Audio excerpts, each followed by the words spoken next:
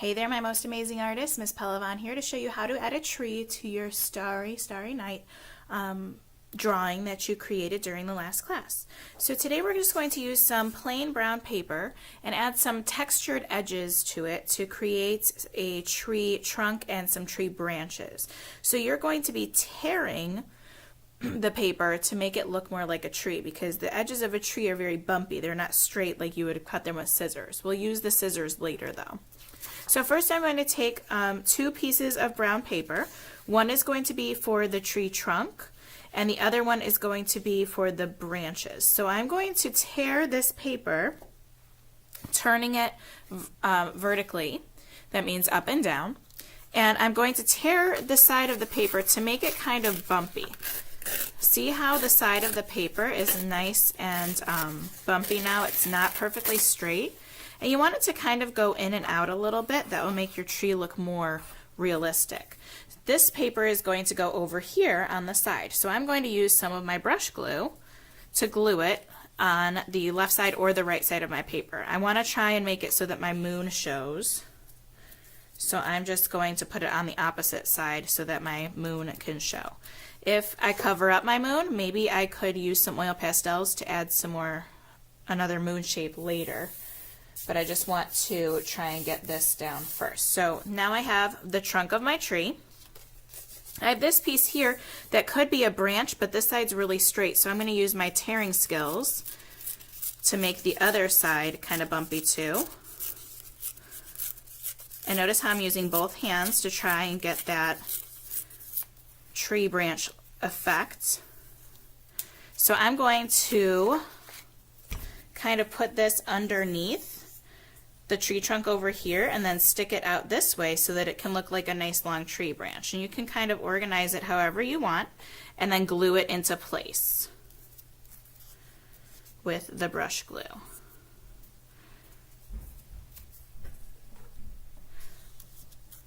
Notice how I'm carefully putting glue dots on the back of my paper. I'm not brushing it actually. This is not paint. We don't need to put glue all over the back of our paper to make it stick. Just a couple dots will work. And I'll give that a massage later so that it sticks. Now I have this other brown paper and I can add some more branches to make a tree look more realistic because we all know that a tree doesn't have just one branch sticking out. So I'm just going to make some more branches using this paper. And I'm just going to tear a couple more. And you can make some short branches, you can make longer branches. If you take a short branch, you can kind of put it together with your other branches and make it stick off like a Y. You can even make it a little shorter if you wanted to and make it stick out like that. So I think I like the way that looks. I'm going to add that there. To save some time, I already tore some tree branches and I have them over here and I'm just going to glue them on, filling up my space in my picture. So even though I'm covering up some of the stars and maybe the moon, it's okay because if you look outside at nighttime and you're looking through the trees, you're going to see and notice that the branches don't necessarily stay away from the sky. They're going to cover up part of the sky. That's normal. That's filling up space. So we're trying to make our picture look more authentic and real, even though the background sky is not real and our owl doesn't look exactly realistic, but we want to try and give that effect. So you're going to fill up your paper with some branches and you decide how much you want to put. And then you can also take a black crayon and you can kind of make some bumpy line, not a crayon, a black oil pastel. And you can kind of make some lines to make it look like tree bark here. And I just like to make some curvy lines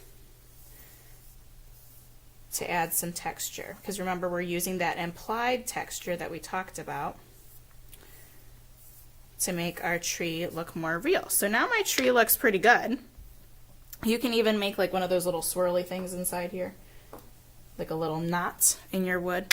If you look at the table, there's some lines on the table and you can try to copy that. Now I'm going to take my owl.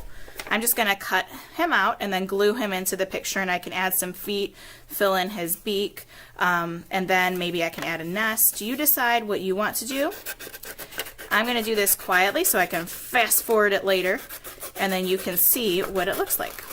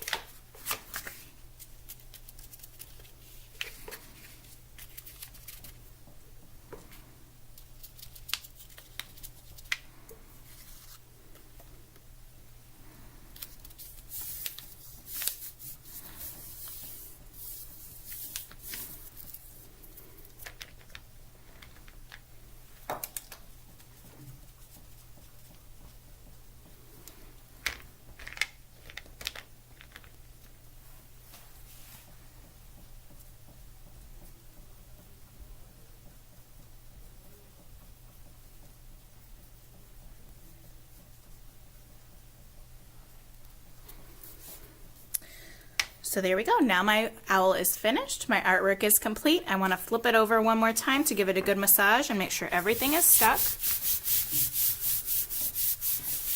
On the front, I want to make sure there's no sticky glue. I want to make sure I wipe off any sticky glue that's there. And my paper can go on, or can go in the finished box when it is complete. And now your owl is all done.